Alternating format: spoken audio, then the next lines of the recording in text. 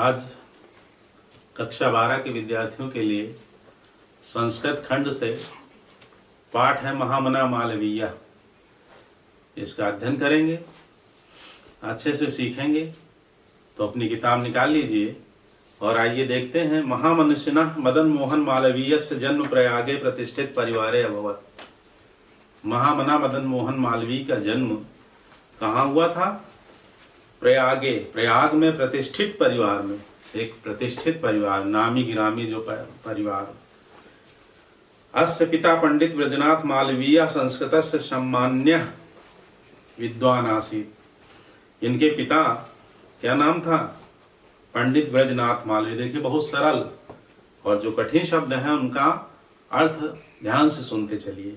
संस्कृतस्य यानी संस्कृत के, सम्मान्य माने सम्माननीय, विद्वान आसीत् विद्वान थे। अयम प्रयागे एवं संस्कृत पाठशालायां राजकीय विद्यालय म्योर सेंट्रल महाविद्यालय च शिक्षा प्राप्त। इन्होंने प्रयाग के संस्कृत पाठशाला में, राजकीय विद्यालय में और म्योर सेंट्रल महाविद्यालय, डिग्री कॉलेज जिसे कहते हैं, शिक्षा प्राप्त की। अत्रैव राजकीय विद्यालय अध्यापनम आरब्धवान। और वहीं पर उसी राजकीय डिग्री कॉलेज में इन्होंने अध्यापन कार्य प्रारंभ किया। युवका मालवीय स्वकीयेन प्रभावपूर्ण भाषणेन जनानां मनांस समोहयत्। युवक मालवीय, जब युवावस्था थी मालवीय की, तो युवक मालवीय अपने प्रभावपूर्ण भाषण से लोगों के मन को मोह लेते थे। प्रभावपूर्ण, इतना ओजस्वी प्रभावपूर्ण भाषण होता था। अतः अस्य सुहृदा, अतः इनके जो सुहृद थे, शुभ चिंतक जिन्हें कहते हैं, सुहृद मानी शुभ चिंतक, तम प्राट विवाक पदवीम प्राप्य देशस्य श्रेष्ठताम सेवाम कर्तुम प्रेरितवन्तः। इन्हें सलाह दी, प्रेरित किया कि आप अधिवक्ता यानी वकील की पदवी को धारण कर, यानी डिग्री लेकर के, पढ़ाई करके डिग्री लेकर के, और देश की श्रेष्ठतम जो सेवा है वह कीजिए, ऐसा सुझाव दिया, प्रेरित किया। तदनुसारम अयम विधि परीक्षाम उत्तीर्ण प्रयागस्थे उच्च न्यायालय प्राण विवाह कर्मम कर्तुमारभत। और उनके अनुसार यानी उनके कथनानुसार जैसा उन्होंने कहा उसका पालन किया। इन्होंने विधि की परीक्षा को उत्तीर्ण किया और प्रयाग में जो उच्च न्यायालय है, प्रयागराज, इस इलाहाबाद पूर्व नाम, और पहले जो है प्रयागराज था, बीच में इलाहाबाद, फिर प्रयागराज है। तो उच्च न्यायालय में प्राण विवाह कर्म कर्तुम आरभत। वहां के उच्च न्यायालय, जो उत्तर प्रदेश का उच्च न्यायालय कहाँ है? प्रयागराज। वहीं पर इन्होंने वकालत का कार्य प्रारंभ किया। विधेय प्रकृष्ट ज्ञानेन मधुरालापेन उदार व्यवहारेण चायम शीघ्रमेव मित्राणाम न्यायाधीशानां च सम्मान भाजनम अभवत्। तो क्या किया? विधि का प्रकृष्ट इन्हें ज्ञान था, विद्वान थे, और मधुर भाषण, मधुर आलाप, एक दूसरे से जो वार्तालाप करते थे, मधुर बोली बोलते थे, उदार व्यवहार के कारण शीघ्र ही ये मित्रों न्यायाधीश के सम्मान भाजन हो, यानी सम्मान के पात्र हुए। सभी लोग सम्मान की नजरों से इन्हें देखते थे। महापुरुषा लौकिक प्रलोभनेषु बद्धा नियत लक्ष्यान्न कदापि भ्रंशन्ति। भ्रंशन्ति माने विचलित नहीं होते, विचलित होना, भ्रंशन्ति। महापुरुषा लौकिक प्रलोभनेषु बद्धा। महापुरुष जो होते हैं लौकिक प्रलोभन में बंध करके अपने जो उनका नियत लक्ष्य होता है उससे कदापि जरा सा भी विचलित नहीं होते। देश सेवानुरुक्तो अयम युवा उच्च न्यायालयस्य परिधौ न स्थातुम न शक्नोत।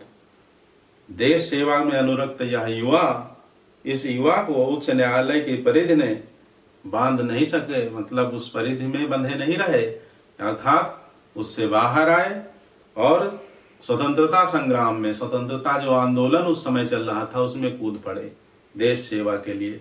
पंडित मोतीलाल नेहरू, लाला लाजपत राय प्रभृति अन्य राष्ट्र नायक सह सोवपि देशस्य स्वतंत्रता संग्रामो अवतीर्ण।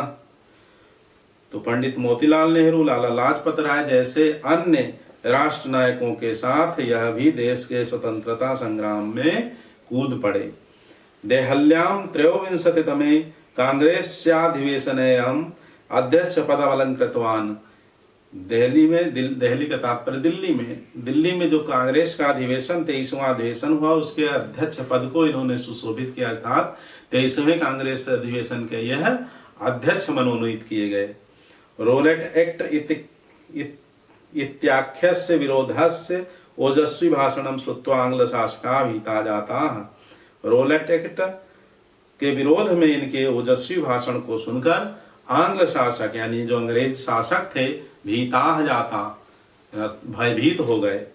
बहुवारं कारागारे निक्षिप्तो अपि अयं वीरः देश सेवाव्रतं न अत्यजत। बहुवारं बहुत बार अनेक बार कारागार में निक्षिप्तो अपि कारागार में इन्हें डाला गया, बंदी बनाया गया, फिर भी यह वीर देश के सेवा व्रत को नहीं छोड़ा। इस वीर ने हिंदी संस्कृत आंग्ल भाषासु अस्य समानः अधिकारः आसीत्। देखिए कितने विद्वान थे ये। हिंदी संस्कृत और आंग्ल माने अंग्रेजी भाषा, हिंदी संस्कृत और अंग्रेजी तीनों भाषाओं पर इनका समान अधिकार था, अर्थात धारा प्रवाह बोल लेते थे, पढ़ लेते थे, समझ लेते थे। समान अधिकार का तात्पर्य है। हिंदी हिंदुस्तान उत्थानाय हिंदुस्तानाम उत्थानाय, यानी हिंदी हिंदू और हिंदुस्तान के उत्थान के लिए अयम निरंतरम प्रयत्नम अकरोत, दोनों अलग अलग कर लीजिए, विच्छेद कर दीजिए। तो हिंदी हिंदू और हिंदुस्तान के उत्थान के लिए इन्होंने निरंतर प्रयत्न किया। शिक्षायैव देशे समाजे च नवीनः प्रकाशः उदेति, अतः श्रीमालवीयः वाराणस्यां काशी हिंदू विश्वविद्यालयस्य संस्थापनम् अकरोत्। शिक्षा को देश और समाज, शिक्षा जो है देश और समाज को नवीन प्रकाश देती है, उत्थान करती है समाज का, देश का। अतः श्री मालवीय ने यह सोच करके वाराणसी में काशी हिंदू विश्वविद्यालय की स्थापना की।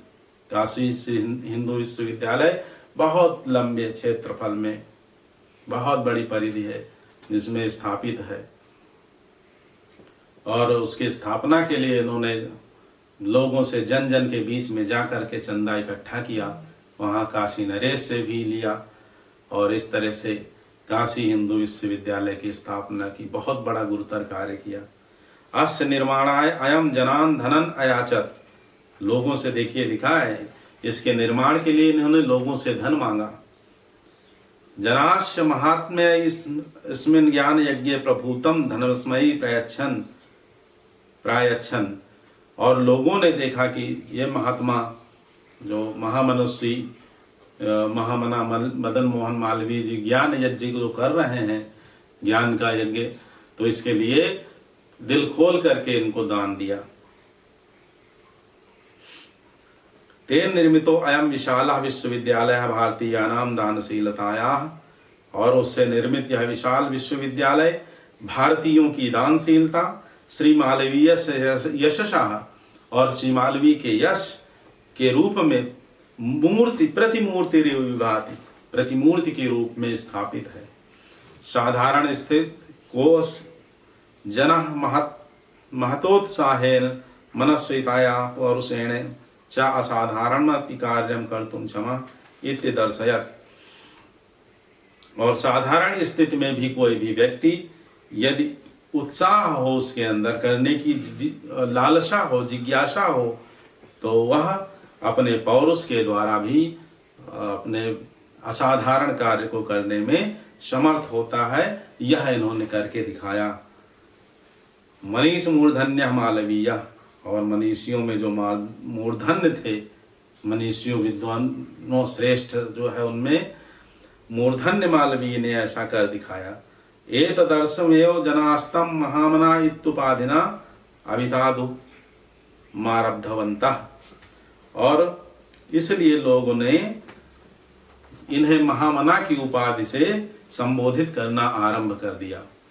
महामना विद्वान वक्ता धार्मिको नेता पटु पत्रकारश्च आसीत्। महामना जो मालवीय जी के लिए आया है, जिनका मन महान हो, विशाल मन वाले, मन जिसका विराट हो, देश की सेवा में, समाज की सेवा में और शिक्षा के उत्थान में जिन्होंने अपने जीवन को होम कर दिया, ऐसे बड़े मन वाले विद्वान, वक्ता, धार्मिक नेता और पटु पत्रकार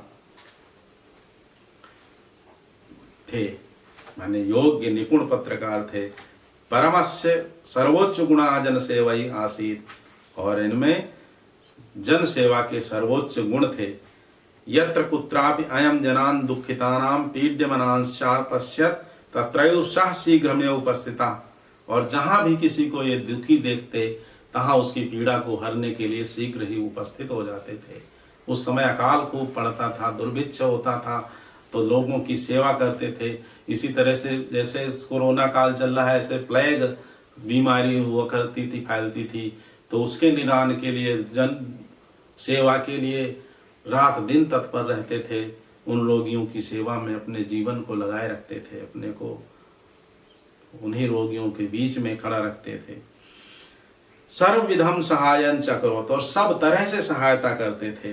प्राणी सेवा अस्य स्वभाव एवासीत, और प्राणी मात्र की सेवा इनका स्वभाव था। अद्यास्माकं मध्ये अनुपस्थितो अपि महामना मालवीयः स्वयशसो अमूर्त रूपेण प्रकाशम वितरन, और आज हमारे मध्य में अनुपस्थित महामना मदन मोहन मालवीय अपने यश के द्वारा, जो उनका यश अमूर्त रूप में सारे संसार में फैला है, विद्यमान है, उसके रूप में उपस्थित हैं। अंधे, और वह प्रकाश अंधे तमस निमग्नान जनान सन्मार्गम दर्शन, और उनके वह यश का जो प्रकाश है वह अंधकार में, तम के अंधकार में, तमस माने अंधकार में निमग्न लोगों को सन्मार्ग माने सत्य का मार्ग दिखा रहा है। स्थाने स्थाने जने जने उपस्थित है, और स्थान स्थान पर गहन अंधकार में डूबे हुए लोगों को सन्मार्ग दिखाते हुए स्थान स्थान पर जन जन में उपस्थित है। अब ये श्लोक बहुत इंपॉर्टेंट है, बहुत महत्वपूर्ण है। 2010, 12, 13 और 14 में पूछा गया है, अनेक बार पूछा गया है। जयंती ते महाभागा जन सेवा परायणा, जयंती माने जयशील होते हैं वे लोग, जन सेवा परायणा, जो जन सेवा में तत्पर रहते हैं, जन सेवा में लगे रहते हैं। जरा मृत्यु भयम नास्ति, उन्हें जरा माने वृद्धावस्था और मृत्यु का भय बिल्कुल नहीं होता। ऐशाम कीर्ति तनो क्वचित, जिनका यश रूपी तन, यश रूपी शरीर जरा और भय से, जरा और मृत्यु के भय से मुक्त रहता था। अर्थात कहने का तात्पर्य यह है कि जो लोग अपना जीवन जन कल्याण के लगा देते हैं, वे, उनकी कीर्ति मृत्यु के बाद भी जीवित रहती है। ठीक।